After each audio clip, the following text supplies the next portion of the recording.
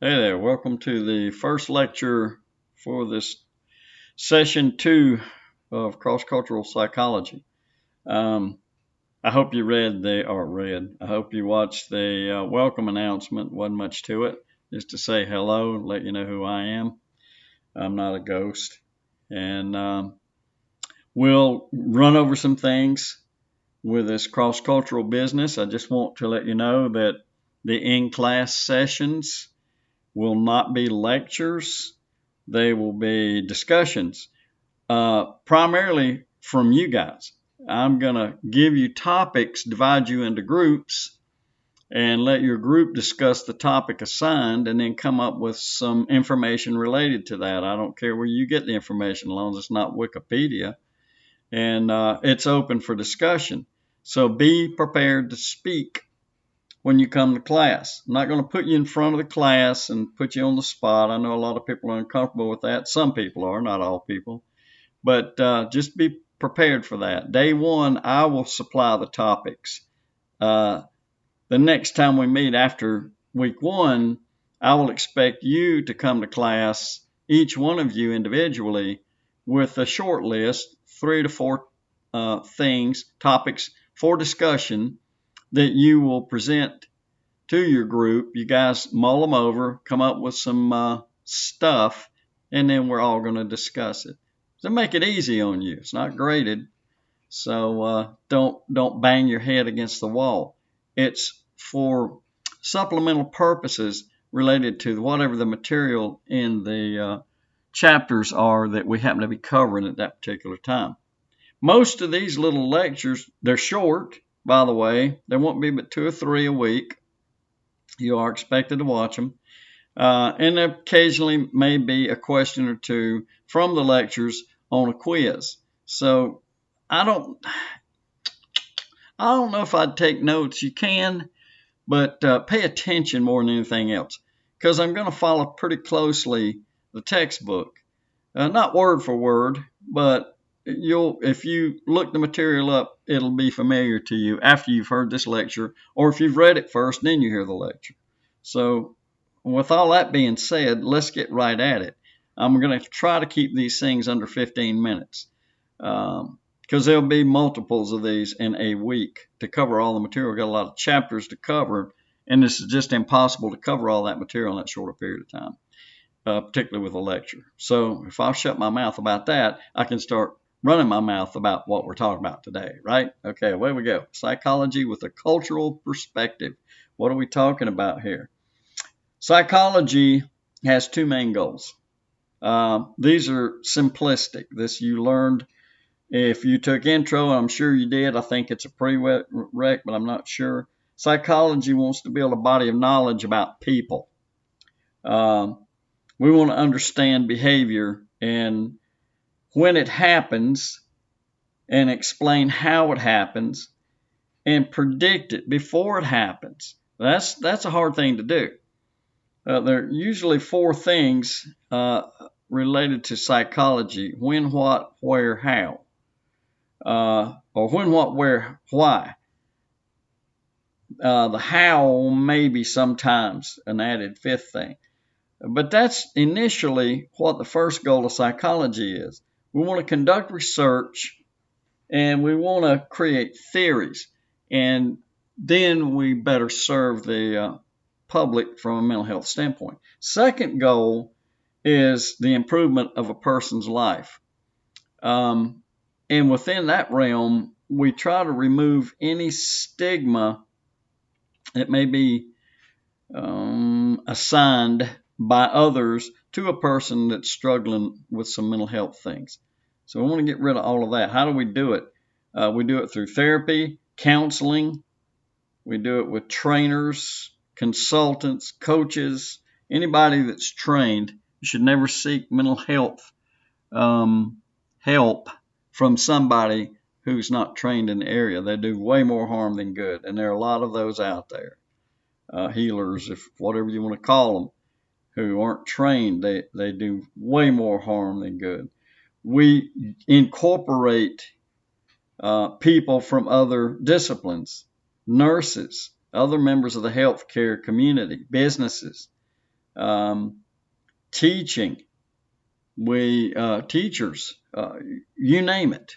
Any professional that we see that could be a supplement to what we do, we draw in what knowledge they have, not as a therapy, but as added information. We handle the counseling, we handle the therapy because we're trained and degreed to do that, and in many cases licensed. So we want to create a body of knowledge, we want to apply the body of knowledge, and we want to make sure that we establish a relationship between what we know and what's going on with you. Theories usually are tested for validity or they're not accepted. So we look to the scientific end of what is researched, but we don't discount what happens in real life. So if I sit here and tell you a bunch of stuff and you sit there, scratch your head going, well, I had that same difficulty or that same set of circumstances, but none of that happened. Or I had it, whatever it happens to be in this case, and boy, all this other stuff took place. So we don't ignore real life. We don't ignore practical application. What we do is try to base it in science so that we know it's valid. And that's a lot of kind of basic stuff just to get us started. Psychology across cultures. Cross-cultural research is a methodology. This is incorporated to test cultural parameters of psychological knowledge. In other words, what's the culture saying about this? Does all of this apply to all cultures?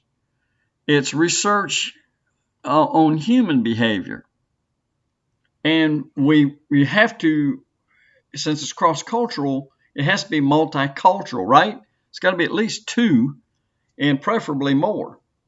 So when we do cross-cultural research, we're looking at multiple cultures and comparing these things related to mental health, related to behaviors, related to all kinds of things. And then there's a second area. Don't confuse the two. Cross-cultural research, the methodology. Cross-cultural psychology is a sub-discipline within psychology. Counseling is sometimes viewed as a sub-discipline of psychology. We look in cross-cultural psychology at cultural foundations, and we then again explore human behaviors. We look at psychological processes. There's theoretical and there are methodological aspects to this. We call them frameworks. And these things are used to discuss, present ideas, talk about influences of culture on mental processes and behaviors, and vice versa. How does my behavior affect the culture that I live in? We'll get into definitions, by the way. Some of this might confuse you a bit about culture and ethnicity and so on and so forth. But we're basically trying to establish the fact here that this is a science, and it meets all the scientific rigors and requirements. Now, another thing to think about: scientific philosophy. This is a word that's applied when we talk about cross-cultural research in psychology. So it's the logic that supports the methods and it's used to conduct research in this area. And then the end result, hopefully, is new gained knowledge. It's easy to understand conceptually because of the involvements. The involvement of what? Nature of the participant characteristics. What are they all about? Different cultural backgrounds. But it leads to pretty serious changes when the changes are necessary. So when we learn about, when we do studies about monocultural stuff, one culture, we have to see if that applies to all cultures. So that's when it becomes complicated. There's a view here. Cross-cultural research is a method. It's not topic specific. So if you wanted to assign a topic to it, you look at the different inclusions. Psychologists who study cross-cultural stuff are really interested in a wide-ranging view of things. Anything related to human behavior, language, how do you raise your children, what kind of buildings do you live in, so on and so forth. And then we try to test those. We look for limitations. And what's the impact of this? The impact is that we need to be able to establish descriptions of people, and then we have to meet obligations that we have as psychologists to help those people when they suffer. So it's really universal.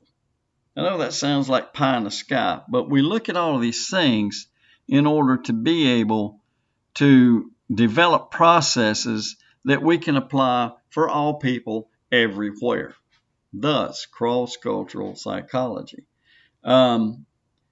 You can look at this two ways. Universal, meaning everyone. Culture-specific, meaning exactly what it says. This occurrence of whatever this happens to be only occurs in this culture. And we can't, you would have to be a scientist studying a specific culture to get into the mean, median, and mode of what the occurrences are. We look at it generally. That doesn't mean universally. When we say culture specific, we're looking at behaviors in a particular culture. When we look at it universally, we compare. So the big word here is compare. And by the way, if you develop questions related to this, then make sure that you email those. Better yet, bring those to class, and we'll discuss them in class as part of our in-class meeting. So I'll stop it there. Next lecture most likely will be a more in-depth look at just exactly what culture is, and we'll move on from there. Hope you enjoy this. Be sure and stay up to date with this stuff because cover a lot of stuff very quickly. See ya.